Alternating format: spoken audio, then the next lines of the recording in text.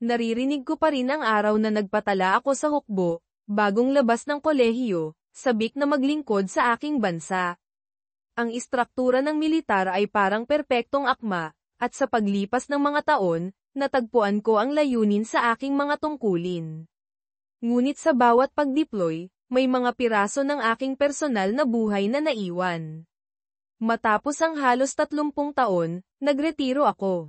Marami kaming hinarap na hamon ni Marcy. Pinalaki ang aming mga anak sa gitna ng kaguluhan.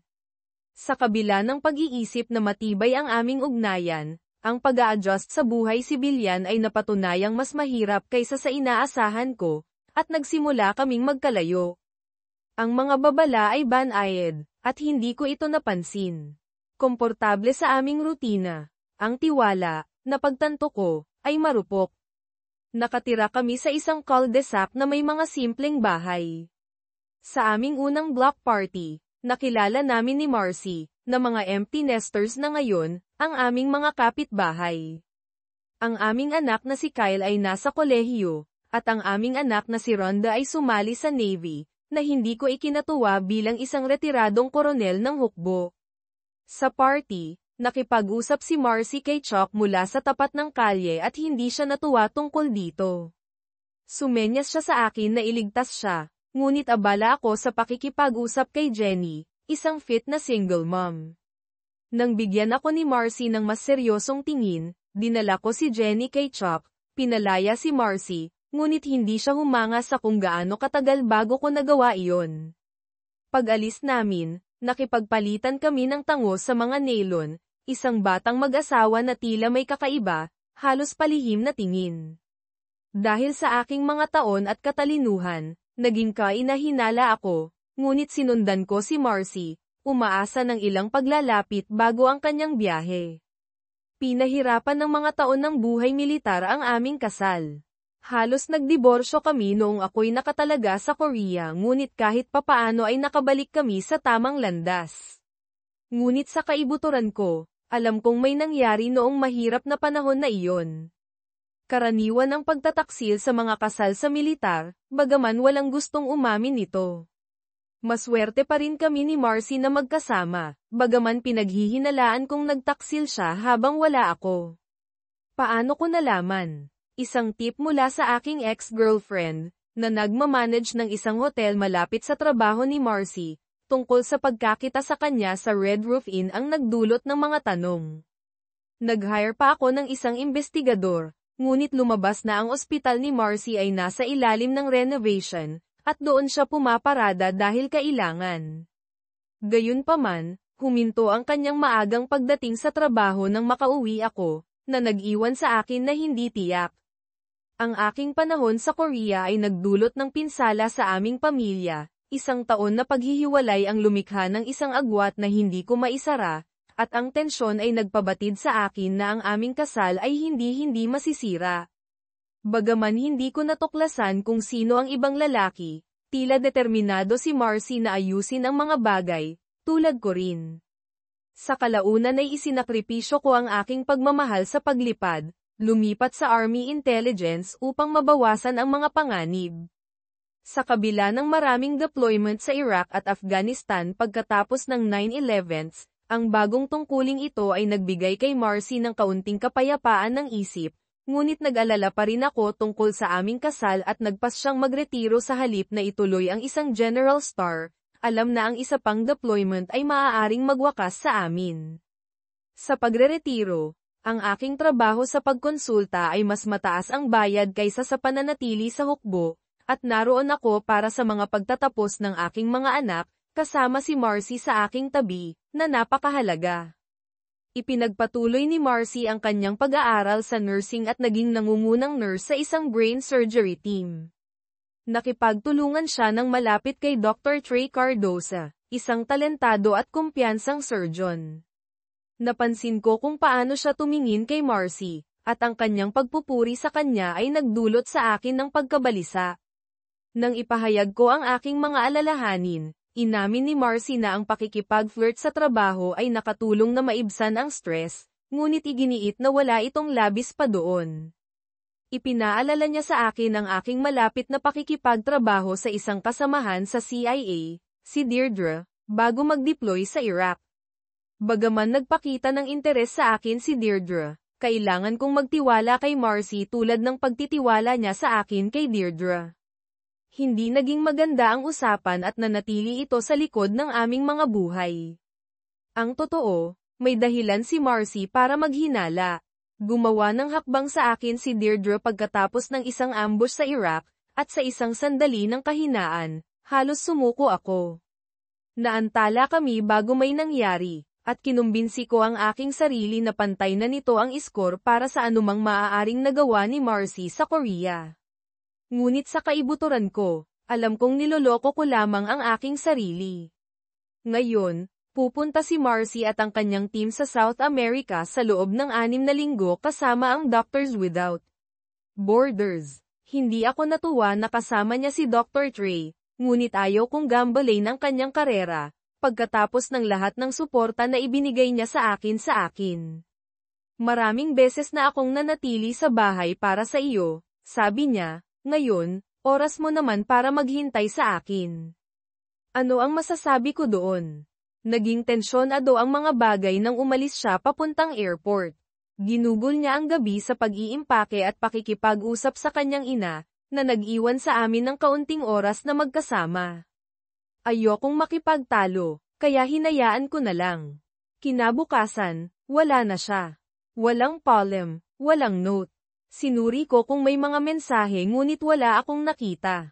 Nainis at nag-alala ako. Matapos kumalma sa kape, sinubaybayan ko ang kanyang flight papuntang Colombia at umasa na tatawag o magte-text siya pagdating, ngunit hindi niya ginawa. Nagpadala ako sa kanya ng maikling mensahe, sana ay okay ka. Malaki ang sinasabi ng paraan ng kanyang pag-alis. Walang reply, hindi sa araw na iyon o sa susunod. Karaniwang nakakatulong ang pagtakbo upang linawin ang aking isipan, ngunit itinulak ako ng pagkabigo na tumakbo ng mas mabilis. Nang papalapit na sa aming cul-de-sac, hinihingal ako nang tawagin ako ni Vincent Naylon. Nakatira siya sa likod namin, at ang kanyang asawang si Leslie ay nasa hardin. Magandang tanawin, biro niya, napansin kung saan ako nakatingin. Binalewala ko ito. Sinasabing kailangan ko ng shower. Inimbitahan niya akong pumunta, kahit wala si Marcy, na nagmumungkahi ng mga steak at inumin. Ngumiti ang kanyang asawa, at ang kanyang banayad na mga galaw ay nagdagdag sa kakaibang vibe. Dumaan ako sa mahabang daan pauwi, abala pa rin sa katahimikan ni Marcy. Pagkatapos mag-shower, umupo ako sa aming walang laman na bahay, naghihintay ng isang tawag na hindi dumating. Madilim na nang magpasya akong tawagan ang kanyang hotel. Alam ko ang kanyang itinerary at numero ng kwarto, ngunit walang sumagot. Kinumpirma ng hotel manager, na si Pablo Espinosa, na nag-check-in siya ngunit tila nag-iingat. Nangako siyang susuriin siya at papatawagin ako sa kanya, ngunit mayroong kakaiba. Hinanap ko ang mga kontak ko para sa malapit na kasamahan ni Marcy, si Penny Washington, umaasang maaaring may alam siya. Sa sandaling iyon, tumunog ang aking telepono. Si Pablo mula sa Bogota, hindi si Marcy. Hello, Pablo, sagot ko. May balita ba tungkol sa aking asawa? Senor, wala siya sa kanyang kwarto. Siguro kasama ang ilang babae o nasa labas, sabi niya, na naging hindi kooperatibo. Maaari mo ba akong paboran, Pablo? Oo. Senor, sagot niya, na hindi na kasing galang tulad ng dati. Ano ang numero ng kwarto ni Dr. Trey Cardosa? 514, Senor. Gusto mo bang tawagan ko siya? Napangiwi ako. Ang kwarto ni Marcy ay 515. Hindi pa, Pablo. Isa pa, tingnan mo. Senor, ngunit abala ako. Mangyaring tawagan ang kwarto ni Mrs. Penny Washington. Pagkatapos ng isang paghinto, sumang-ayon siya, at naghintay ako. Sa wakas, sumagot si Penny. Alam niyang ako iyon, malamang na sinabihan siya ni Pablo. Hi, Penny, sabi ko. Sorry na nakaabala ako. Nasaan ang aking asawa? Nainis siya. Bakit ka nagtatanong? Huwag kang maglaro, Penny. Katabi ng kwarto ni Trey ang kwarto ni Marcy, at wala siya doon. Alam mo kung bakit, Rick. Dapat mong kausapin ang iyong asawa, sagot niya. Ngunit narinig kong may isang lalaki na nagtatanong, sino iyan? Siguro dapat kong kausapin ang iyong asawa tungkol sa lalaki sa iyong kwarto, sabi ni Penny, at mayroon akong numero niya. Mabilis siyang tumugon, nagmamakaawa, mangyaring huwag mong tawagan ang aking asawa. Ito ang unang pagkakataon na wala akong pakialam kung ilang beses kang nagtaksil, Penny. Sabihin mo sa akin kung nasaan ang aking asawa, o tatawagan ko siya ngayon. Nag-aatubili, inilipat ako ni Penny sa kwarto ni Trey. Tumunog ang telepono, at sumagot si Trey, iniisip na si Penny iyon. Sorry na nakaabala ako, Trey, sabi ko ng malamig, ngunit ito si Rick Weston. Kailangan kong kausapin ang aking asawa. Nag-atubili siya, pagkatapos ay nagpanggap na walang alam. Bakit mo ako tinatanong? Trey, kung mahalaga sa iyo ang iyong mga kamay, ipasa mo sa akin si Marcy ngayon. Matapos ang ilang ingay, narinig ko ang boses ni Marcy. Ibigay mo sa akin ang telepono, Trey. Sabi niya, Rick, hindi ko inaasahan ang usapang ito ngayong gabi. Ano ang ginagawa mo sa kanyang kwarto, Marcy? Bakit hindi ka sumagot sa aking mga text? Ano sa palagay mo, Rick? Sagot niya. Nagkakaroon ako ng magandang gabi pagkatapos ng nakakapagod na araw hanggang sa tumawag ka. Sabihin mo lang sa akin ang totoo. Nagkakaroon ba kayo ni Trey ng affair? Tumigil siya, pagkatapos ay hiniling kay Trey na umalis. Pagkatapos ng ilang sandali ng katahimikan, nagsalita siya sa wakas. Rick, naging mabuti akong asawa at ina. Uuwi ako sa loob ng 6 na linggo, at maaari tayong mag-usap noon. Ngunit sa ngayon, hayaan mo lang akong maranasan ito kahit isang beses. Kung hindi mo bale, sagot ko, gulat na gulat. Wala ka, man lang paggalang na kausapin ako bago ka umalis. Rick, ang lahat ng iyon ay magsisimula lamang ng away. Sa tingin mo, sabi ko ng sarkastiko. Siguro hihilingin ko sa iyo na manatili. Maaaring nanatili ako, inamin niya, ngunit kailangan ko ito kahit isang beses upang madama ang buhay. At si Trey, isa lamang siyang distraction, Rick. Hindi ko siya mahal. Napaka-convenient, sabi ko, pagkatapos ay may narinig akong katok sa pinto. Marcy, kailangan ko nang umalis. Sinabi ko sa kanya na mahal kita. Rick, mahal din kita, Marcy, ngunit hindi ako sigurado kung mahal pa rin kita. Ibinaba ko. Nang buksan ko ang pinto, nakatayo doon si Leslie nang mag-isa. Gabi, Rick, sabi niya nang nakangiti. Hello, Leslie, sagot ko, napapansin kung gaano siya kaganda. Papasukin mo ba ako, tanong niya, na nagtataas ng kilay. Sure, sabi ko, humakbang palayo. Inabot niya sa akin ang isang bote ng alak, pulang Moscato, ang paborito ko, isang bagay na malamang na sinabi sa kanya ni Marcy. Umaasa ako na kailangan mo ng kasama, sabi ni Leslie. Hindi ako sigurado kung gaano ako magiging mabuti, ngunit mayroon akong ilang mga katanungan. Magtanong ka lang, sagot niya, naghahanap ng mga baso ng alak habang ako ay nagbubuhos. Nasaan si Vincent? Nasa labas siya at naglalaro ng baraha kasama ang mga kaibigan. Ganoon ba? Sabi ko, iniisip kung gaano ko kadalas iwanan si Marcy nang mag-isa noong nasa militar ako. Nasa South America si Marcy, tama, tanong ni Leslie. May narinig ka ba mula sa kanya? Nakakatawang nagtanong ka. Kausap ko lang siya nang kumatok ka. Oh, sorry, Rick, nakaabala ba ako? Hindi. Nasabi na namin ang dapat sabihin, sagot ko, nararamdaman na alam niyang nasa masamang mood ako. Leslie, sa tingin ko kailangan nating mag-usap. Nagkatinginan kami, pareho kaming nagtatanong. Dinilaan ni Leslie ang kanyang mga labi at pagkatapos ay tumango. Umupo tayo, mungkahi ko, itinuturo ang sala. Umupo siya sa isang bahagyang distansya mula sa akin, na nag-cross ng kanyang mga binti. Gaano karami ang nasabi sa iyo ni Marcy? Tanong niya, ibinabalik ang tanong sa akin. Sana kausapin ka ni Marcy bago siya umalis. Nagawa ba niya? Tanong ko. Hindi. Natapos kaming maglaro ng phone tag at nalaman ko lang na nasa South America siya kasama ang kanyang doktor na boyfriend.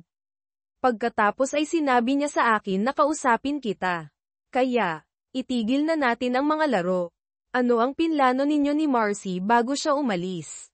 Humigop ng malaki si Leslie sa alak, na nangangailangan ng kaunting lakas ng loob. Nagkita kami ni Marcy sa mall ilang panahon na ang nakalipas, at natapos kaming mag-inuman sa aking bahay. Hindi ko alam kung nasaan ka at si Vincent, ngunit nag-usap kami, at nagbukas ako tungkol sa aking kasal at sa mga interes ng aking asawa. Tumigil siya, nagpapas siya kung gaano karami ang ihahayag, kaya naghintay ako sa katahimikan. Gusto akong ibahagi ng aking asawa. Sa wakas ay inamin niya. Ibahagi ka, tanong ko, pinagsasama-sama ito sa ibang mga lalaki. Oo, kinumpirma niya. Sinabi ko kay Marcy dahil gusto kong malaman niya, para payagan niya akong ligawan ka. Paano iyon tinanggap ni Marcy? Tanong ko. Sa una, nagulat siya. Tahimik siyang nakinig habang nagpapaliwanag ako. Kalaunan, sumang-ayon siya sa kondisyon na mangyayari ito habang wala siya sa bansa. Humalakhak ako, namangha sa sitwasyon. Kaya hindi kailanman natalakay sa akin ni Marcy ang tungkol dito. Hindi. Ibinagsak niya ang bomba na iyon sa akin ngayong gabi, nang papunta ka na, sabi ni Leslie, na malinaw na nagulat sa timing. Nalaman ko ang tungkol sa kanila ni Dr. Trey ngayong gabi, inamin ko. Umiling si Leslie. Mayroon kaming bukas na kasal ng aking asawa, ngunit hindi kami kailanman gumagawa ng mga bagay sa likod ng bawat isa. Kaya alam ni Vincent na narito ka, tanong ko, naghahanap ng kailan awan. Oo, kinumpirma niya. Alam niyang naaakit ako sa iyo at wala siyang problema dito. Mayroon ka bang ibang mga kasosyo? Tanong ko. Isa lang, on and off sa loob ng 2 taon, paliwanag niya. Kadalasan ay nakakakilala kami ng mga lalaki sa labas ng bayan para sa mga pakikipagsapalaran, at nanunood si Vincent. Tanong ko, nagulat. Oo, mas ligtas iyon, sabi niya ng casual. Umiling ako sa kawalang paniwala.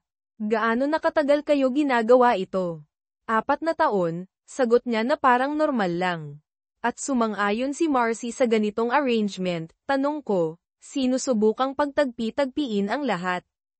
Oo, ngunit habang wala lang siya. Nilinaw niya, may nabanggit ba siya tungkol sa kung ano ang gagawin niya habang wala siya, tanong ko pa. Hindi, inamin niya, ngunit may pakiramdam ako na maaaring gumagawa siya ng katulad. Marahil ang pagpapahintulot sa akin na makasama ka ay nakapagpagaan ng kanyang budi. Sana kausapin niya ako, sabi ko. Nararamdaman ang bigat ng aking sariling mga pagkakamali. Inabutan ako ni Leslie ng isang sulat. Iniwan ito ni Marcy para sa iyo bago kami gumawa ng kahit ano, sabi niya. Papunta sa banyo. Ang nakasulat lang sa sober ay, Rick. Huminga ako ng malalim at binuksan ito. Mahal na Rick, sa ngayon alam mo na sinisira ko ang ating mga panata kay Trey. Ngunit bago mo ako husgahan, alalahanin si Deirdre sa gitnang silangan. Wala akong katibayan, ngunit halos sigurado ako na natulog ka sa kanya. Nag-aral ako ng mga diskarte sa pagtatanong noong tinutulungan kita sa iyong mga klase sa Army Intelligence, at napansin ko kung paano ka umiiwas ng tingin tuwing binabanggit ko siya. Isa kang napakasamang sinungaling, Rick. Noong unang hinawakan ako ni Trey, hindi ko sinabi sa iyo. Siguro dapat kong ginawa, tulad ng dapat ay nakipag-affair ako noong malungkot na mga taon na iyon noong naglalaro ka ng sundalo, natukso ako, lalo na noong nasa Korea ka, ngunit nanatili akong tapat sa iyo. Pagkatapos, binisita ako ni Deirdre habang nasa gitnang silangan ka, at kinumpirma ng kanyang pagyayabang ang aking mga hinala. Halos sigurado ako na hindi ka naging tapat. Kung nagkakamali ako ang unang nagtaksil, ngunit nag-aalinlangan ako. Kaya narito ang deal, habang wala ako, Hindi ako ang iyong asawa, at hindi ka ang aking asawa. Pareho tayong may 6 na linggong hall pass. Kung mahal pa rin natin ang isa't isa pagbalik ko, maaari tayong sumulong.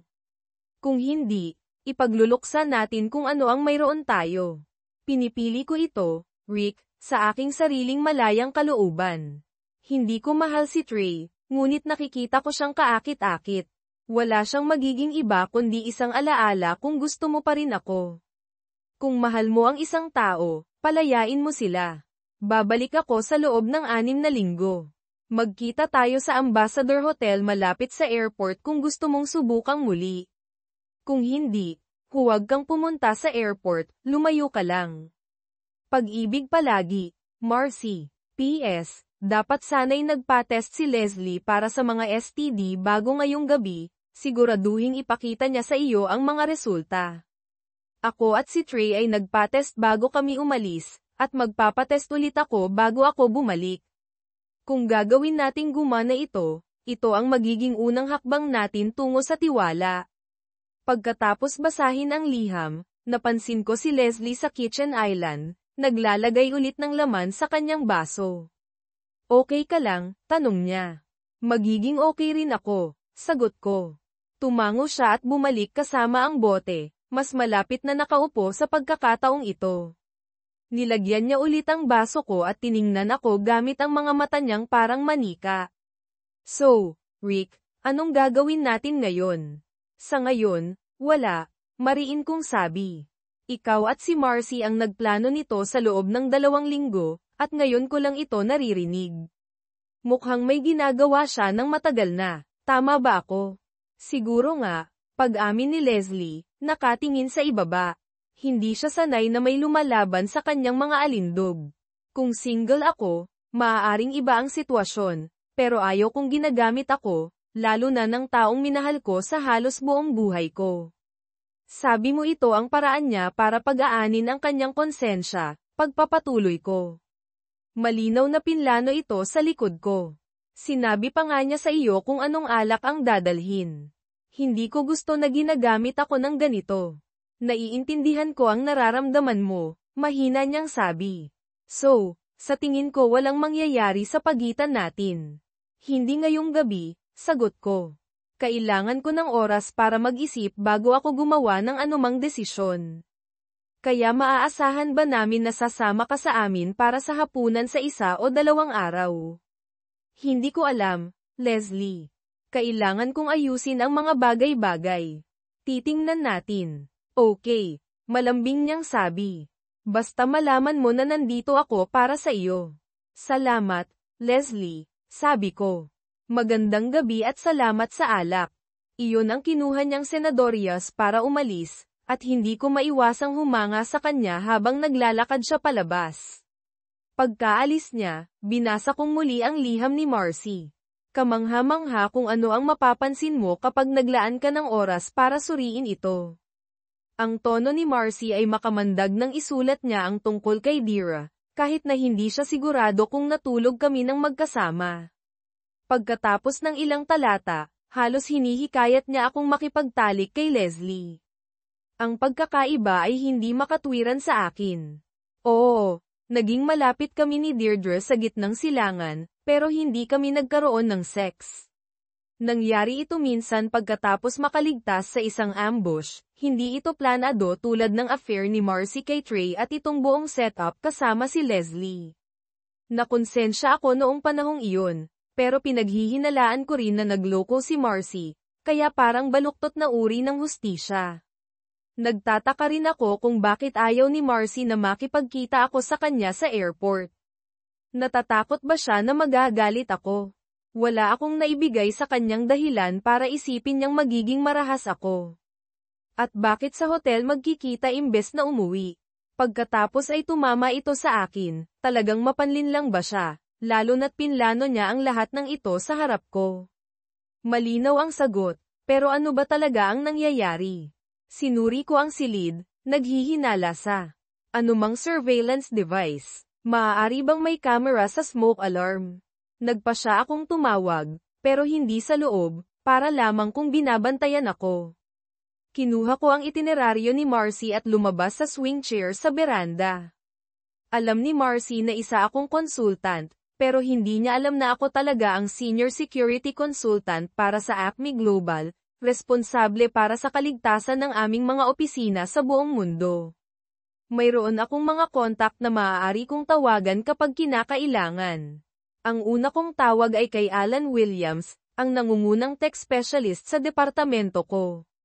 Sinagot niya ang telepono ng diretso. Williams. Alan, si Rick ito. Kumusta ka? Tanong ko. Okay lang, boss, sagot ni Alan, pero duda ako na tumawag ka para lang makipag-chat. Hindi ako tumawag para dyan, pag-amin ko. Kailangan ko ang iyong kadalubhasaan. Pagkatapos ay binigyan ko siya ng maikling rundown ng sitwasyon at ang aking mga alalahanin. Nakakalungkot marinig iyan, Rick. Naiintindihan ko, sabi ni Alan ng may simpatiya.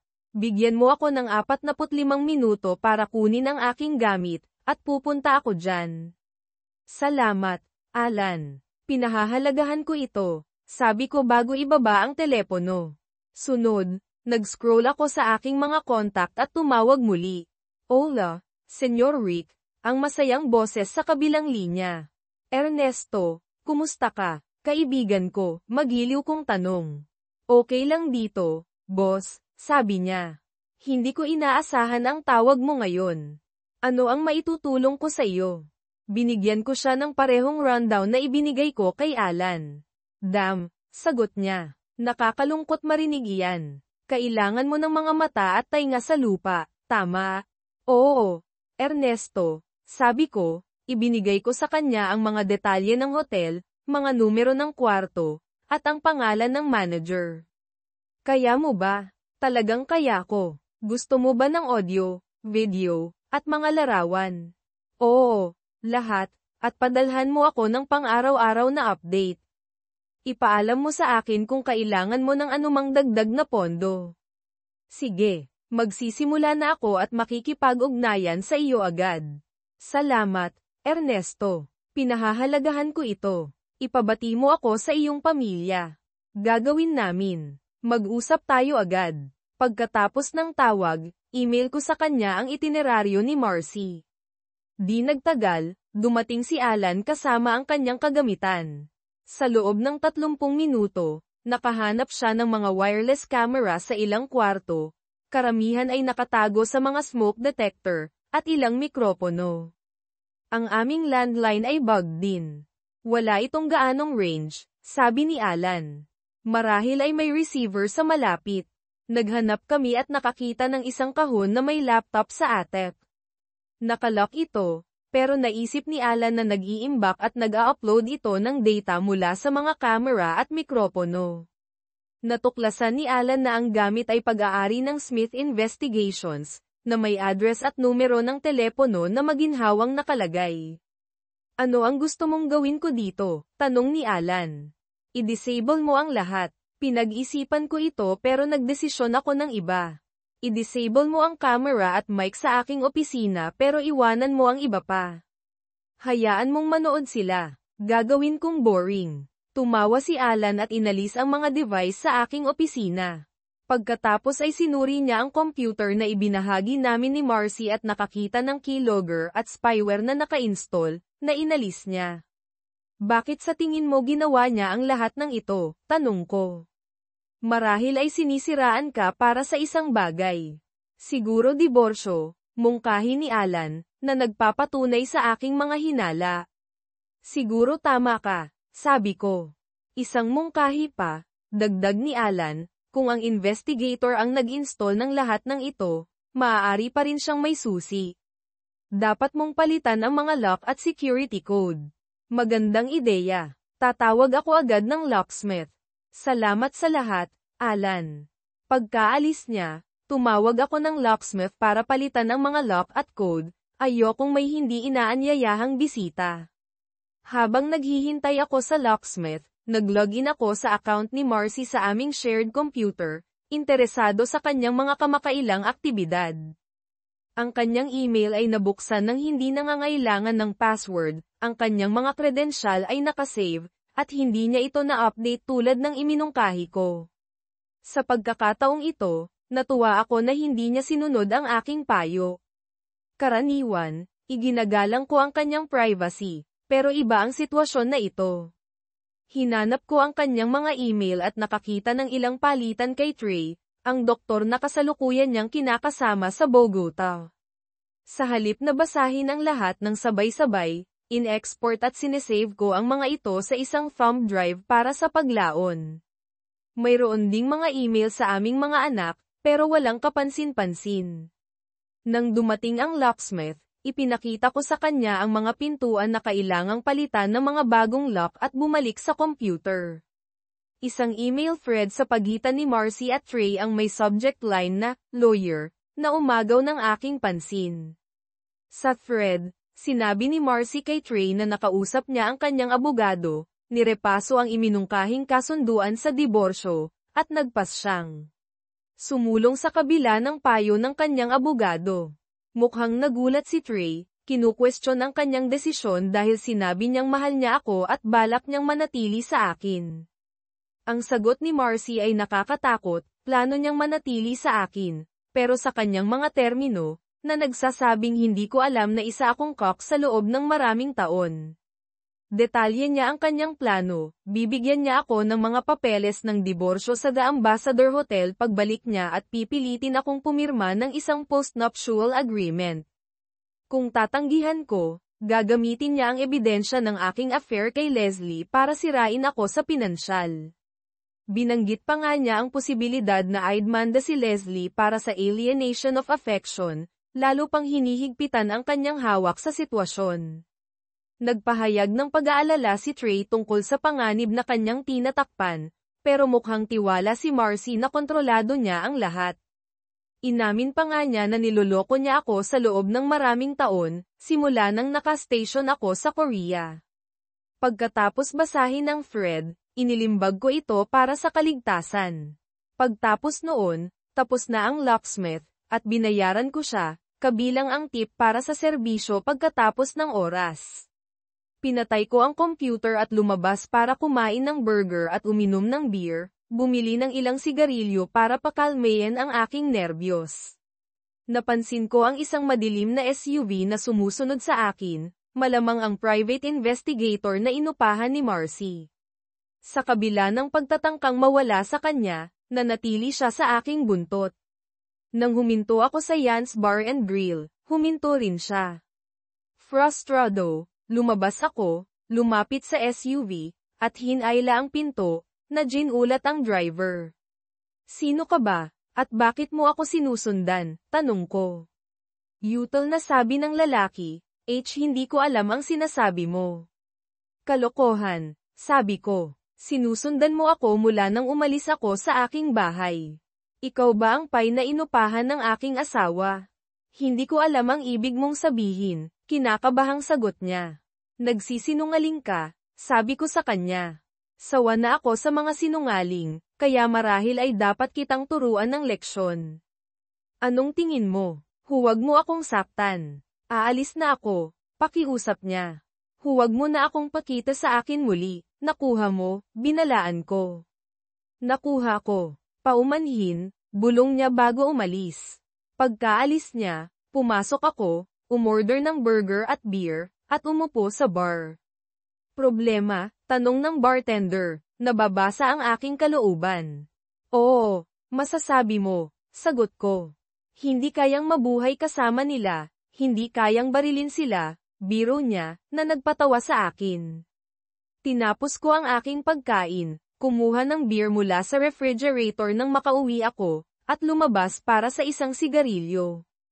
Habang naninigarilyo ako, nagsimulang mabuo ang isang plano sa aking isipan. Naghanap ako sa Google, sinuri ang aking kalendaryo, at pumili ng isang petsa. Kakailanganin kong tumawag ng ilang para simulan ang lahat. Sa sandaling iyon, nakatanggap ako ng text mula kay Ernesto. All set, first update in the morning.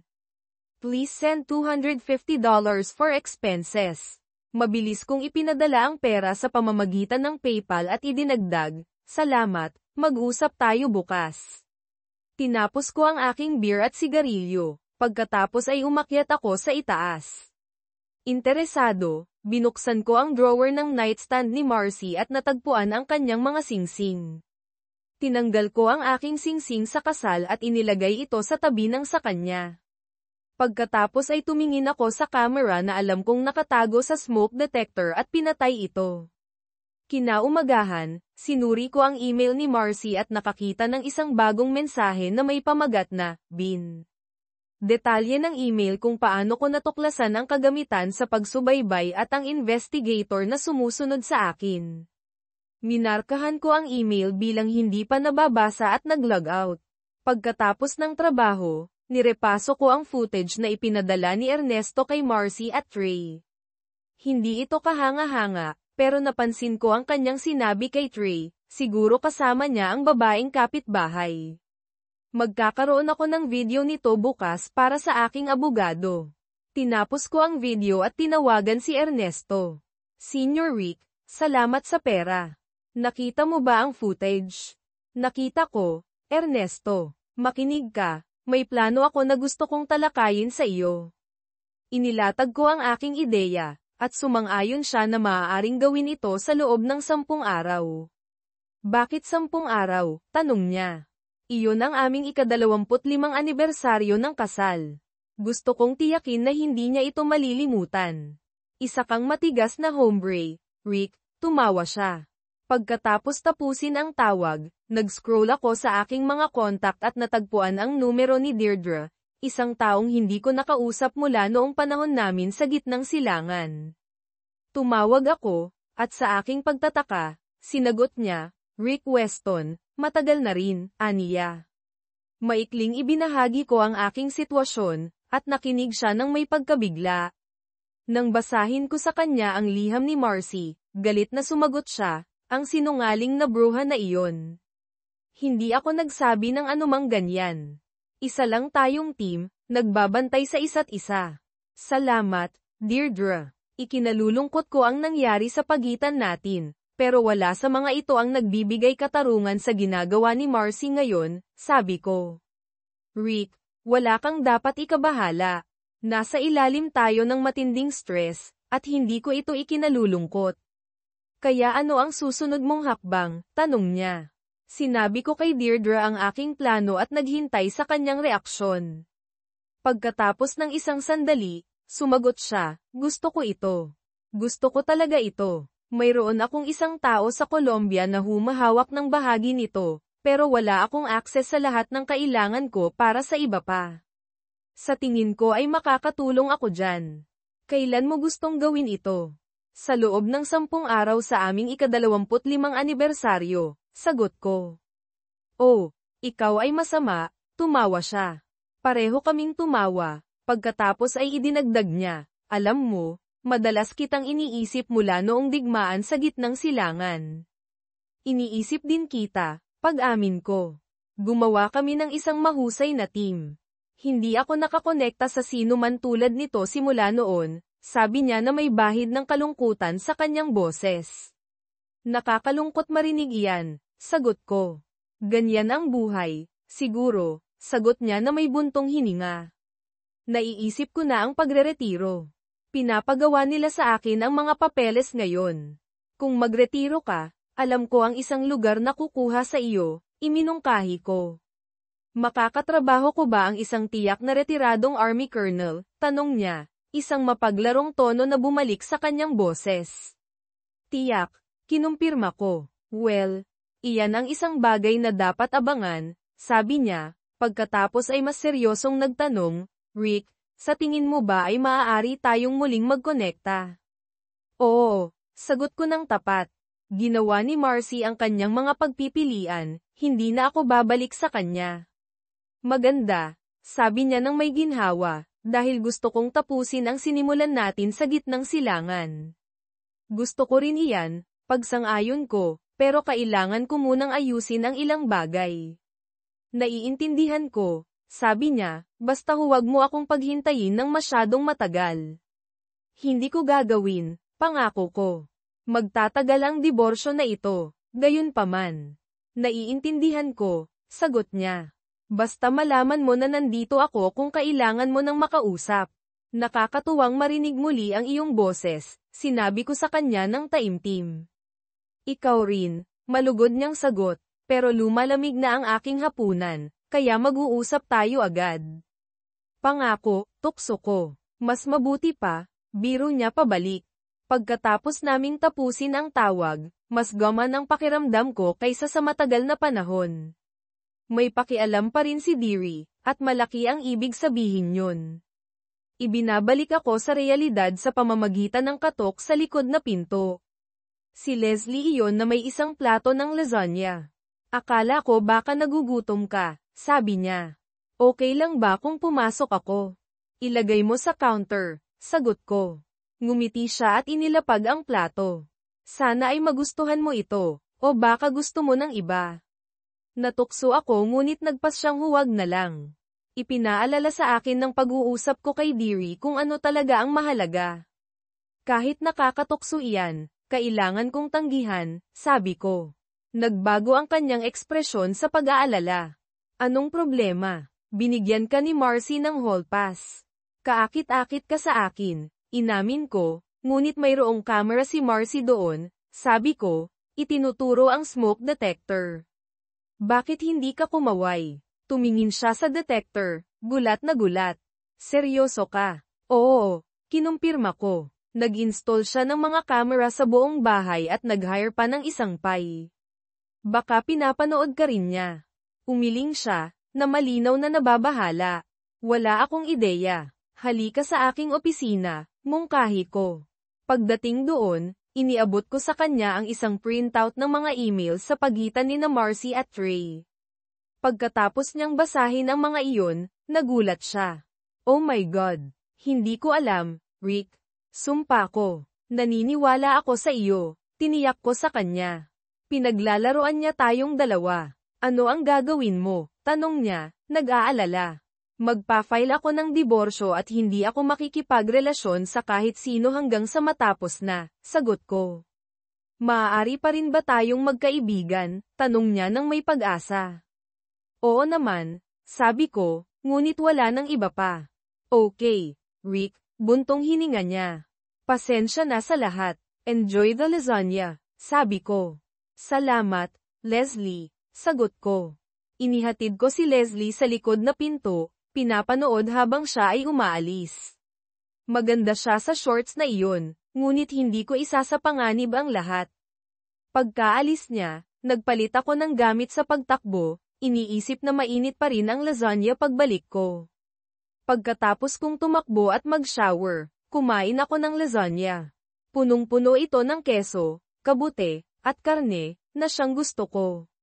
Nabawasan ang gutom ko. Hinugasan ko ang plato, kumuha ng beer, at pumunta sa aking opisina, huminto upang patayin ang camera sa harap na silid. Sinuri ko ang email ni Marcy. Sumagot siya sa investigador, na sinasabi sa kanya na magdahan-dahan muna sa ngayon. Walang iba pang mahahalagang email. Pagkatapos ay sinuri ko ang kanyang pananalapi. Mayroon kaming 3 account, isa para sa bawat isa sa amin at isang shared household account.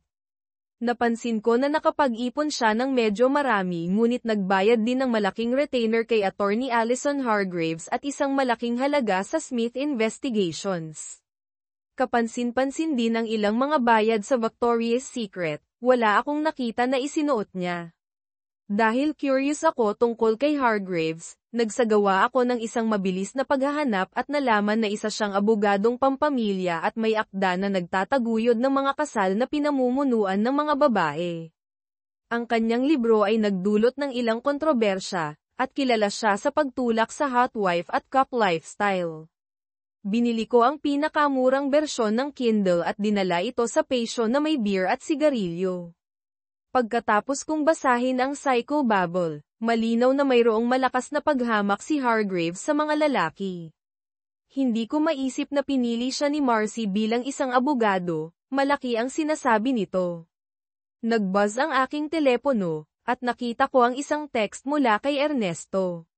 Maaari niyang ayusin ang kailangan ko. ngunit nagkakahalaga ito ng $1,000, nagpa siya akong ilipat ang pera mula sa account ni Marcy, na tinitiyak na ang anumang bakas ay magdadala pabalik sa kanya.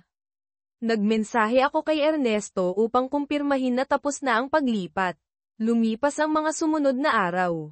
Ang aking rutina ay naging pagsuri sa mga update ni Ernesto, email ni Marcy, pagpunta sa trabaho, pagtakbo, pagkain, at pagre-relax na may beer, sigarilyo, at TV bago matulog. Wala akong pakialam na hindi tumawag o nag-text si Marcy, nag-e-enjoy ako sa katahimikan, dahil nawala na ang anumang pagmamahal ko sa kanya. Nakita ko si Leslie ng isang beses lamang matapos ipakita sa kanya ang mga email nang ibinalik ko ang plato. Inimbitahan ako ni Vince sa hapunan, ngunit tumanggi ako, na sinasabing mayroon akong mga bagay na dapat gawin. Tila nabigo siya, ngunit nakahinga ako ng maluwag na lumayo si Leslie. Hindi ko kailangan ang distraction na iyon. Ang highlight ng aking mga araw ay ang pakikipag-usap kay Deary. Nag-uusap kami tuwing 2 araw, tinatalakay ang buhay, mga pangarap, mga alagang hayop, at maging ang aking mga anak. Habang mas nag-uusap kami, mas naging malapit ako sa kanya, at napagtanto kong nahuhulog ako sa kanya. Kalaunan, nag-schedule ako ng isang pagpupulong kay Allison Hargraves. Sinalubong ako ng kanyang receptionist ng kape, at kinamayan ko si Allison nang ipakilala ko ang aking sarili. Mukha siyang kaedad ko, maayos na nakadamit, at nasa maayos na hugis. Napansin ang singsing sa kanyang daliri, hindi ko mapigil ang magtaka kung anong uri ng buhay ang pinamumunuan ng kanyang asawa. Kaya, isinasaalang-alang mo ang isang diborsyo, tanong ni Allison Hargraves. Oo, ako, sagot ko, at ang iyong pangalan ay Weston, kinumpirma niya. Tama iyan. Sumimangot siya habang sinusuri ang kanyang computer at pagkatapos ay nagtanong, ano ang pangalan ng iyong asawa? Marcy, maikli para sa Marcia. Well, Mr. Weston, hindi kita maaaring representahan dahil sa isang conflict of interest. Kinakatawan ko na ang iyong asawa. Akala ko na. Alam ko rin na mga babae lang ang kinakatawan mo. Tila medyo sexist sa akin. Tinitigil niya ako. Kung alam mo iyan, bakit ka pumunta para makita ako? Bilang isang retiradong opisyal ng intelligence ng hukbo, gusto kong maunawaan ang aking kaaway. Kaaway. Ganoon mo ako nakikita. Halos. Nabasa ko ang iyong libro at ang iyong panayam sa New York Times. Kinukuha mo ang iyong mga kliyente sa iyong lifestyle, tama?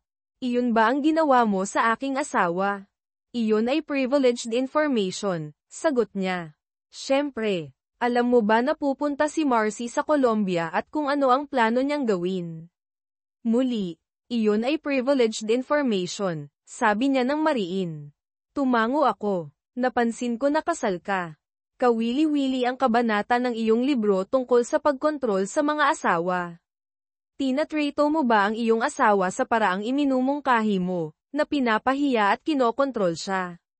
Wala kang pakialam doon, Mr. Weston. Sa tingin ko tapos na ang pagpupulong na ito. Ngumiti ako at tumayo. Gusto kong sabihin na ikinagagalak kong makilala ka, Mrs. Hargraves, ngunit iyon ay magiging isang kasinungalingan. Malamang na magkikita tayong muli. Magandang araw. Habang ako ay umaalis, idinagdag ko, sa paraan, nakita kong nakakadiri ang iyong libro. Magandang araw. Lumabas ako, napansin ang receptionist na nakangiti habang ako ay umaalis, na posibleng naririnig ang aming pag-uusap.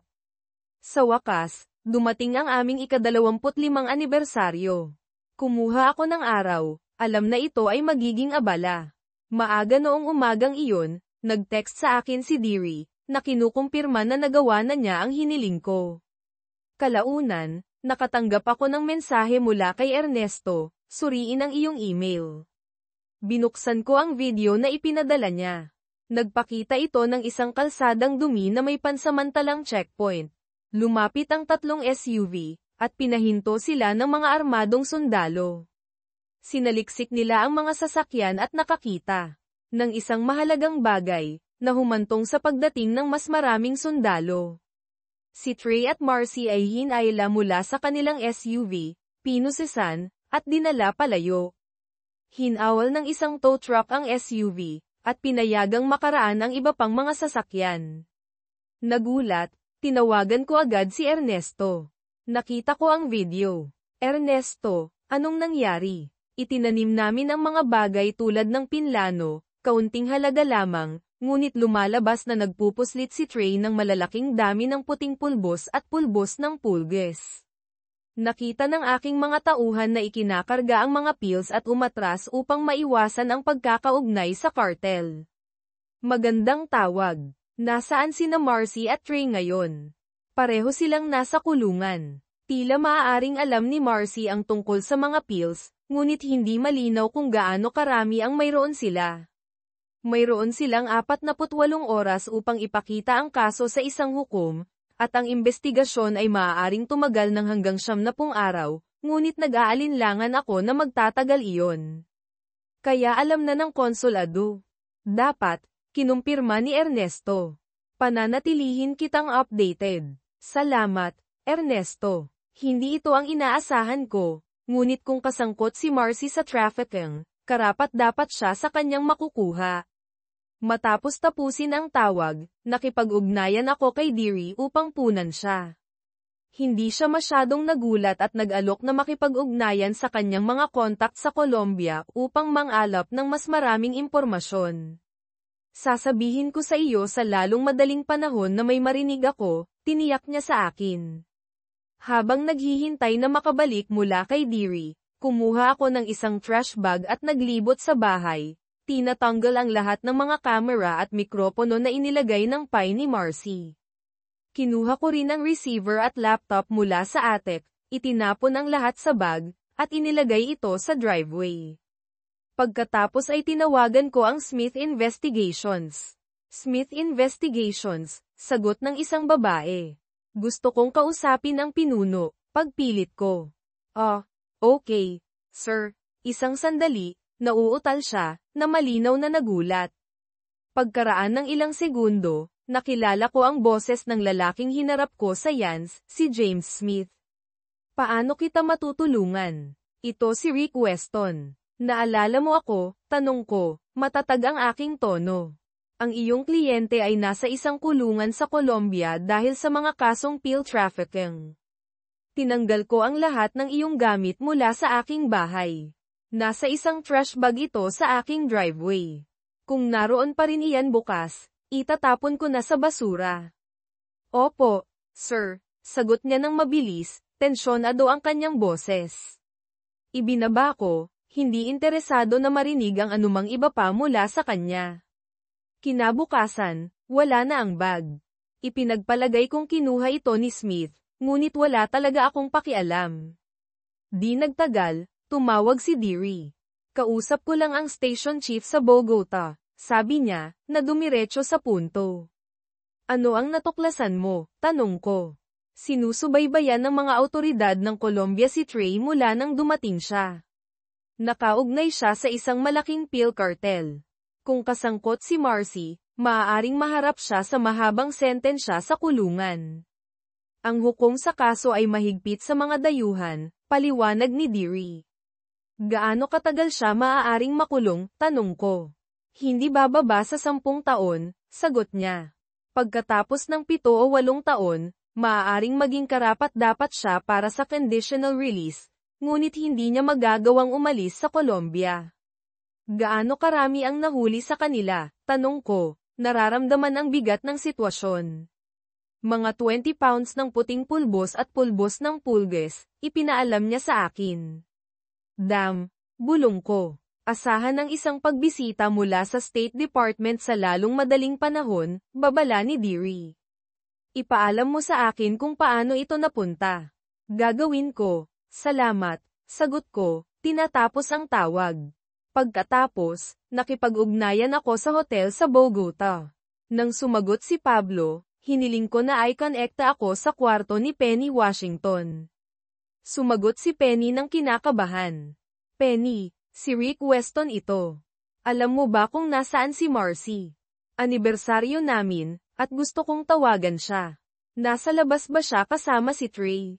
Hindi, Rick. Hindi siya, sagot ni Penny, nanginginig ang kanyang boses. Sina Marcy at Trey ay naaresto sa isang checkpoint para sa pill trafficking. Dinala sila ng mga sundalo. Tinanong kami at sinabihan kaming manatili sa hotel. Parang house arrest. Nasabi mo na ba kay Josh? Tanong ko ng mariin.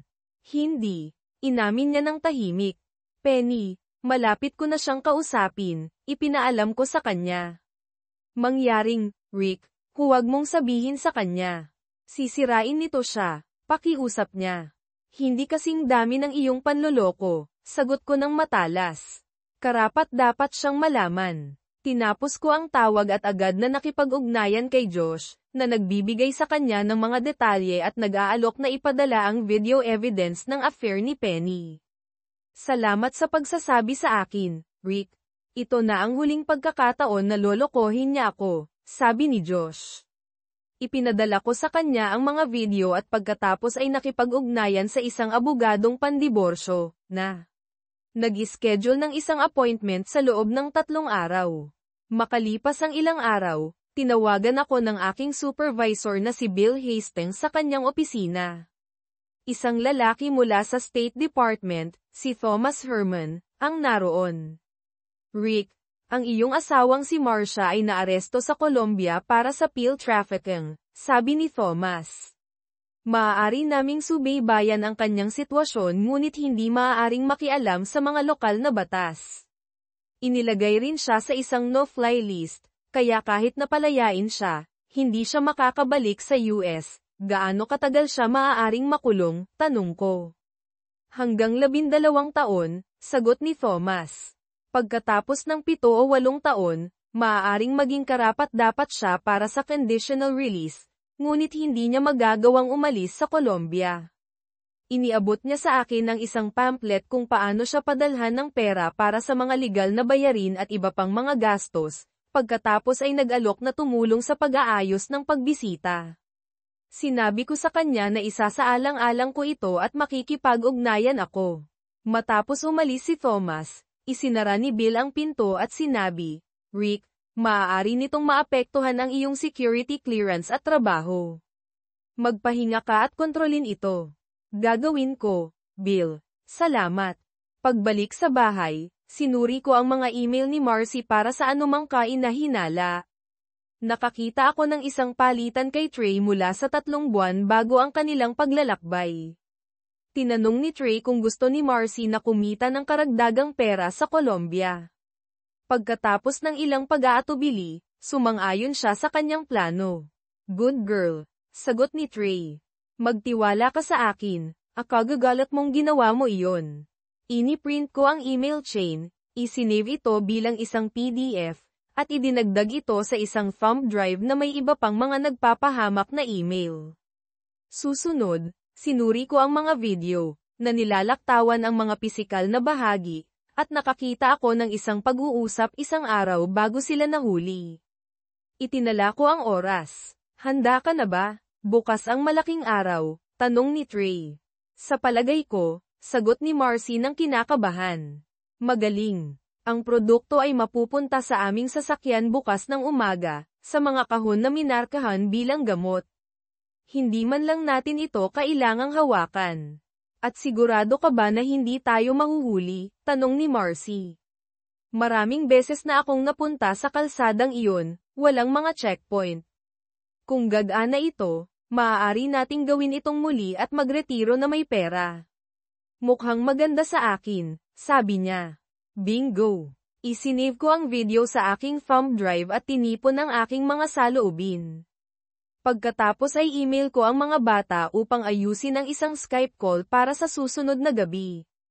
Pagkatapos nyun, tinawagan ko si Ernesto upang i-update siya. Damn! Ano ang iyong plano? Tanong niya. Sinusuri ko ang iba pang mga ebidensya.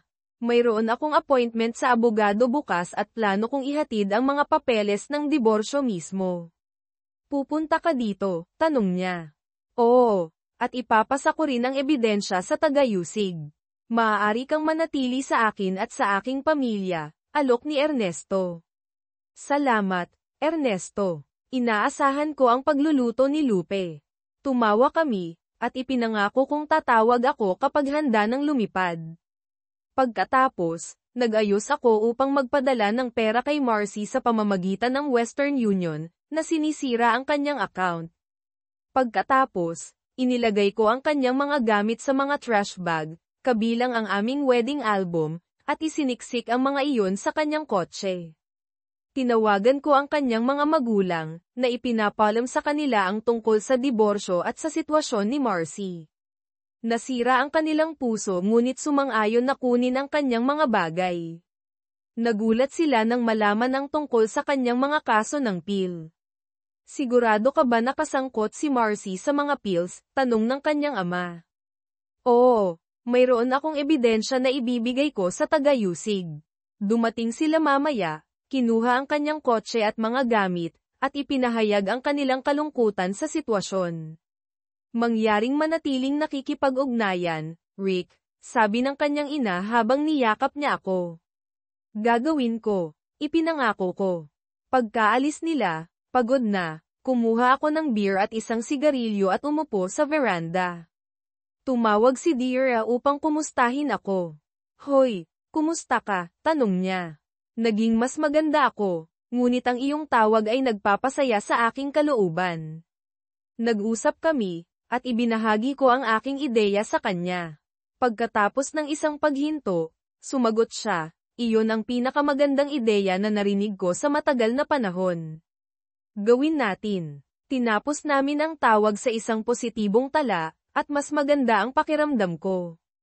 Kinabukasan, nakipagpulong ako sa aking abogadong si Lisa Hawkins, na kumpiyansa at propesyonal, hindi tulad ng abogado ni Marcy. Ibinigay ko sa kanya ang ebidensya at ipinaliwanag ang mga kaso ni Marcy sa Colombia. Dapat nitong gawing mas madali ang mga bagay para sa atin, sabi ni Lisa. Ano ang gusto mong makuha mula dito? Lahat maliban sa kanyang 401k, damit, at kotse. Naipadala ko na ang karamihan sa kanyang pera para sa kanyang mga gastos. Magagawa iyon. Paano mo planong i-serve? Ako mismo ang maghahatid ng mga papeles. Okay, ipahahanda ko ang mga iyon sa loob ng 2 araw. Tinalakay namin ang posibilidad ng paghabol kay Trey o sa kanyang abogado, ngunit pinayuhan ako ni Lisa na huwag gawin iyon, na sinasabing ang mga naturang kaso ay bihira magtagumpay. Sumang-ayon ako at umalis pagkatapos magbayad ng retainer. Kalaunan, nag-Skype ako sa mga bata upang ibalita ang mga balita. Anong balita, Dad? Tanong ni Kyle. Mayroon akong ilang mga balita. Magdidiborsyo na kami ng iyong ina. Nagulat ang parehong mga bata. Bakit, Dad? Tanong ni Kyle. May ginawa ka ba? Nagbigay ako sa kanila ng isang maikling paliwanag at ipinahayag na ang kanilang ina ay nasa isang kulungan sa Colombia dahil sa pill trafficking. Sigurado ka ba nakasangkot siya? Tanong ni Rhonda. Oo, mayroon akong ebidensya na ibibigay ko sa taga-Yusig. Tinutulungan mo siyang makulong? Tanong ni Kyle. Sinira niya ang batas, anak. Hindi ko maaaring balewalain iyon. Napag-usapan na natin ang mga panganib ng mga pills noon. Alam ko, sabi ni Kyle ng tahimik. Napakagulo lang. Oo, anak, ngunit ginawa ng iyong ina ang kanyang pagpili, at nahuli siya. Nag-usap pa kami ng kaunti, at sinagot ko ang lahat ng kanilang mga katanungan. Ito ay isang mahirap na pag-uusap, ngunit sa huli, naintindihan nila ang lahat ng ginawa ng kanilang ina at kung bakit kailangan kong magpatuloy sa paraang ginawa ko.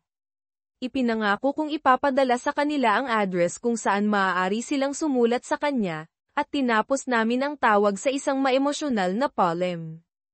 Pagkatapos, tinawagan ko si Tom upang ayusin ang pagbisita para sa araw pagkatapos kong matanggap ang mga papeles ng diborsyo. Sumang-ayon siyang ayusin ito, at tinapos namin ang tawag. Pagkatapos, ibinalita ko kay Ernesto ang mga plano ko. Alam mo ba kung sino ang naglilitis ng kaso? Tanong ko. Oo, si Ricardo Montoya. Matigas siya. Maganda. May dadala akong ilang ebidensya sa kanya pagdating ko. Tinapos namin ang tawag, at ang huli ko ay kay Dira. Tahimik siyang nakinig habang kinukwento ko sa kanya ang lahat, at nang matapos kami, gamaan ang pakiramdam ko. Pagkalipas ng 2 araw, ipinaalam sa akin ni Lisa na naisampa na ang mga papeles at handa na para pirmahan ni Marcy. Bitbit ang aking mga bag at tiket, kinuha ko ang aking pasaporte, kinuha ang mga papeles, at nagtungo sa airport. Pagkatapos ipaalam kay Ernesto na ako'y papunta na, nakatanggap ako ng mensahe mula kay Tom na nagkukumpirma sa pagdalaw. Sinalubong ako ni Ernesto pagkatapos kong dumaan sa customs, at tinipon namin ang aking bagahe bago lumabas. Saan tayo pupunta muna? Tanong niya. Para makita si Senor Montoya, sagot ko, sa gusali ng gobyerno.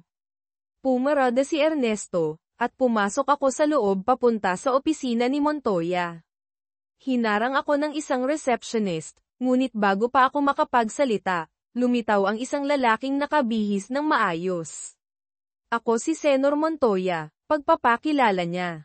At ikaw si Rick Weston, sagot ko, habang nakikipagkamay sa kanya. Naniniwala ako na hawak mo ang kaso laban sa aking asawa, si Marcy. Inanyayahan niya ako sa kanyang opisina at nagtanong, anong impormasyon ang mayroon ka para sa akin? Inabot ko sa kanya ang isang thumb drive. Naglalaman ito ng video niya at ni Trey na nag-uusap tungkol sa paglilipat ng mga pills at mga palitan ng email. Kasama ko rin ang kanyang email credentials kung gusto mong maghukay pa. Pinagmasdan ako ng mabuti ni Montoya. Alam mo na trabaho kong ay pakulong siya ng matagal, di ba? Oo, naiintindihan ko. Kung gayon, bakit mo ibinibigay sa akin ang ebidensyang ito?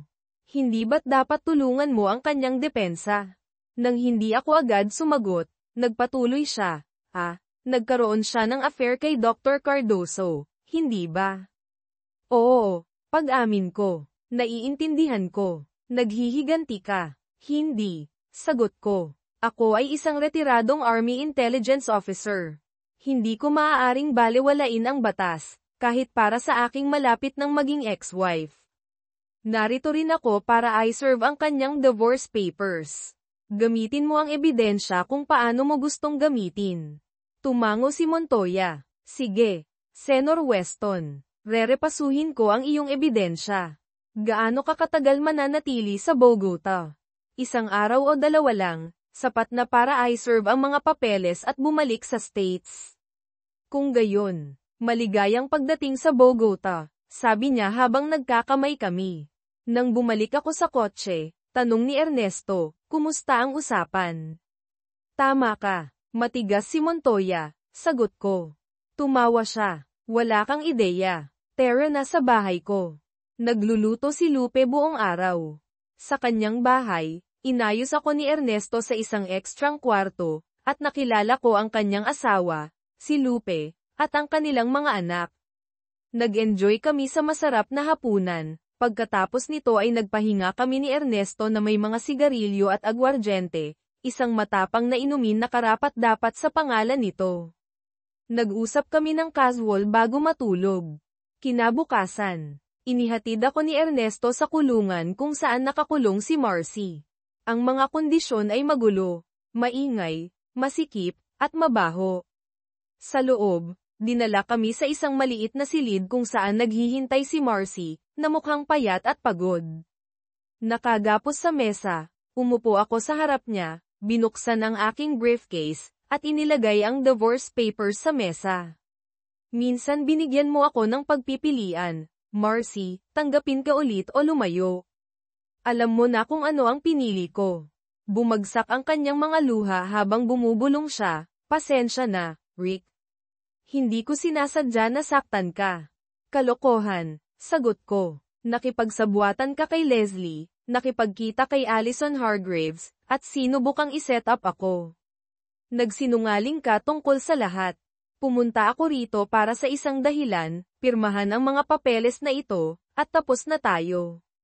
Pero ayaw kong magpa-divorce, protesta niya. Huli na. Plano mong gawin akong iyong alipin o sirain ako.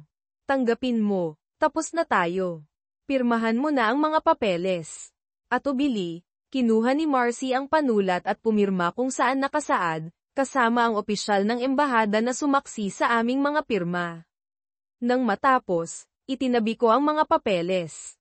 Nga pala, sabi ko, napansin ko na binayaran mo ng buo ang Ambassador Hotel. Dahil hindi mo na ito kakailanganin, sasamantalahin ko na ang reservation. Sige, bulong niya. At para malaman mo lang, plano kong imbitahan si Dira.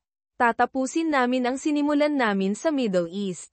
Minsan lang, kung okay lang. Tinitigan niya ako ng may galit, ngunit umiling ako. Pagkatapos ng lahat ng ginawa mo, huwag mo nang simulan, sabi ko. Para sa akin, hindi na tayo kasal. I enjoy mo ang iyong miserableng buhay. Tumayo ako at lumabas, iniwan siyang humihikbi sa mesa. Sa labas, nakita ko si Montoya sa kanyang kotse. Lumapit siya, nakipagkamay sa tao ng embahada, at tumingin sa akin. Kung okay lang, gusto kong makausap si Colonel Weston ng pribado sandali, sabi niya. Tumango ang tao ng embahada at umalis. Inakbayan ako ni Montoya at sinabi, samahan mo ako maglakad, Colonel. Pwede bang Rick na lang ang itawag mo sa akin? Hindi na ako Colonel, sagot ko. Ngumiti siya. At maaari mo akong tawaging Ricardo. Minsan ka nang naging military officer, palagi ka ng military officer, di ba? Sabi niya. Malaki ang respeto ni Ernesto sa iyo. Marami siyang magagandang bagay na sinabi sa akin. Kilala mo si Ernesto? Tanong ko. Oo, nagsilbi kaming magkasama sa army. Nang sumali siya sa Acme Global, naging prosecutor ako. Nirepaso ko ang iyong ebidensya. Malakas ito. Makakatipid ito sa oras at resources ng aking gobyerno, kaya nagpa siya akong huwag kang sampahan ng kasong criminal conspiracy, sabi niya. Nagulat ako. Huwag kang magulat, patuloy niya. Sinabi sa akin ni Ernesto ang iyong plano. Kung nahuli ang iyong asawa na may maliit na halaga, maaaring napagmulta at nadeport siya. Ngunit salamat kay Ernesto, walang iligal na binili, at ang pera na ipinadala mo ay napunta sa isang charity para sa mga balo at ulila. Pinapahalagahan nila ang iyong donasyon. Hindi ko mapigil ang ngumiti. Ang iyong kooperasyon at record ang nakakumbinsi sa akin na huwag magdemanda, ngunit kung susubukan mo ulit ang ganito, hindi ako magdadalawang isip na kumilos, babala niya. Naiintindihan ko, Ricardo. Salamat. Hindi. Ako ang nagpapasalamat. Makakatulong ang impormasyong ibinigay mo. Darating ang hustisya para sa iyong asawa at kay Dr. Cardoso. Babalik na ako sa States ngayon, sabi ko. Kung babalik ka sa Bogota, baka pwede tayong mag-dinner, alok niya. Gusto ko yan, Ricardo. Nagkamay kami. Adios, Rick, sabi niya. Adios, Ricardo, at salamat. Bumalik ako sa kotse ni Ernesto. Okay lang ba ang lahat? Tanong niya. Oo, Ernesto, ayos ang lahat. Pero kailangan kong pumunta sa airport. Sa daan, humingi ng paumanhin si Ernesto sa hindi pagsunod sa aking mga utos. Huwag kang humingi ng paumanhin, sabi ko. Tama ang ginawa mo. Ako ang dapat humingi ng paumanhin sa paglalagay sa iyo sa ganoong posisyon. Huwag kang mag-quit, boss. Naiintindihan ko ang naramdaman mo. Kung ako yun, baka mas malala pa ang ginawa ko, pero naging maayos ang lahat. Oo, naging maayos.